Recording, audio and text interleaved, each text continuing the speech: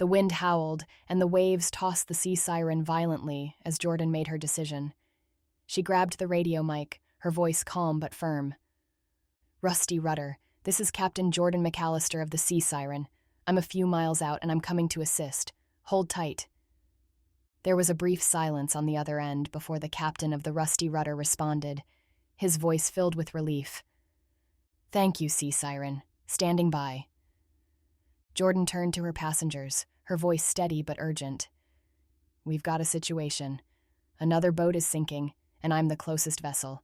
I need all of you to take a seat inside the cabin and hold tight. We're heading into rough waters." The guests looked at each other in disbelief, but her tone left no room for argument. One by one, they hurried inside, their earlier excitement replaced by nervous tension. Jordan adjusted her course, pushing the throttles forward. The sea siren surged through the water, heading directly into the path of the growing storm. The wind began to pick up, whipping the waves into whitecaps. Jordan's hands tightened on the wheel as rain began to fall in thick sheets. She could barely see, but her GPS led her closer to the sinking vessel. Through the rain, she spotted the outline of the Rusty Rudder, listing dangerously to one side, the waterline already swallowing the lower deck. Jordan steered as close as she dared, yelling into the radio. "Rusty Rudder, this is the Sea Siren. I'm throwing you a line. Get ready." A figure on the Rusty Rudder waved desperately as Jordan threw a lifeline across the gap between the two boats, heaving violently with each swell.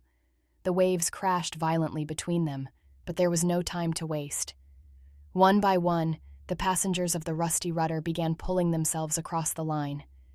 The mother was the first to reach the Sea Siren, hauling one of her children behind her. Jordan helped them aboard, her muscles straining against the force of the storm. Two more children followed. The last to cross, the father, was struggling, the lifeline jerking under the strain. Just as he reached the side of the Sea Siren, a massive wave slammed into both boats, causing them to lurch violently. The passengers inside screamed in fear, but Jordan kept her focus, pulling the man aboard in one last desperate effort. She let out a breath of relief as everyone was safely aboard, but they weren't out of danger yet. The storm had hit full force, and the Sea Siren was battling monstrous waves and driving rain. Jordan gritted her teeth and pushed the engines to their limit, navigating through the chaos with every bit of skill she possessed. Once the rescued family was safely inside the cabin, Jordan grabbed the radio mic and notified the Coast Guard. "Coast Guard Sector Hatteras Inlet. Coast Guard Sector Hatteras Inlet. Coast Guard Sector Hatteras Inlet. This is the Sea Siren. We have all 5 souls from the Rusty Rudder aboard and are en route back to the marina." The radio crackled in response. "Sea Siren, this is Coast Guard Sector Hatteras Inlet. A cutter is en route to your location. ETA 20 minutes. Maintain course. We'll escort you to safety." Jordan nodded to herself, feeling a wave of relief wash over her. The worst of the rescue was over, but the storm still raged around them. She focused on navigating the rough seas with a sliver of comfort, knowing support was on the way. 20 minutes later, the Coast Guard cutter appeared through the storm, cutting through the waves with ease.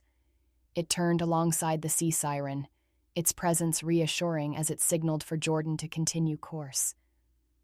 The Coast Guard vessel stayed paced with the Sea Siren through the worst of the storm and ensuring their safe return through the inlet and back to the marina. When they finally reached the docks, Jordan shut off the engines, her hands shaking from the tension, her entire body sagging with exhaustion. The family she had rescued thanked her profusely as they stumbled off the boat, the rain still coming down in windy sheets. "You saved us," the father said, his voice trembling. "I don't know how to thank you." Jordan smiled weakly. "I'm just glad you're safe. That's thanks enough." The remaining passengers, shaken from the ordeal, disembarked silently, without much of a word to the captain, their enthusiasm dampened by the experience.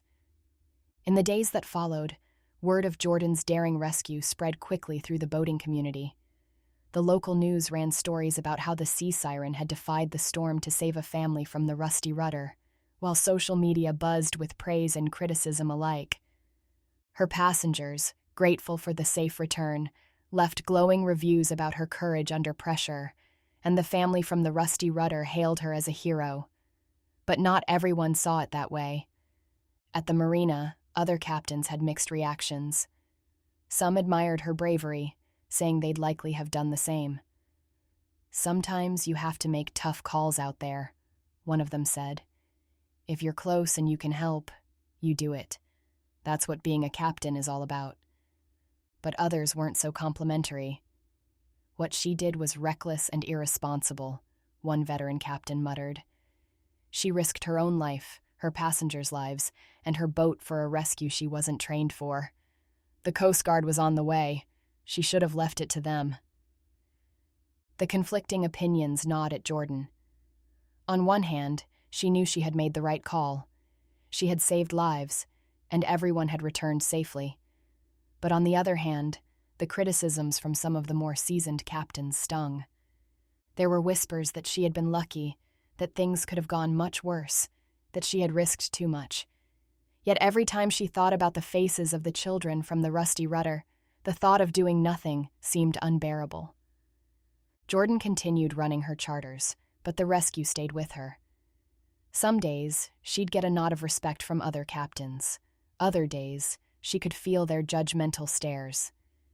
She knew that her choice would always be a topic of debate among those who had never been in her position. But at the end of the day, when she looked out at the horizon, she knew that in that moment, she had done what she had to do.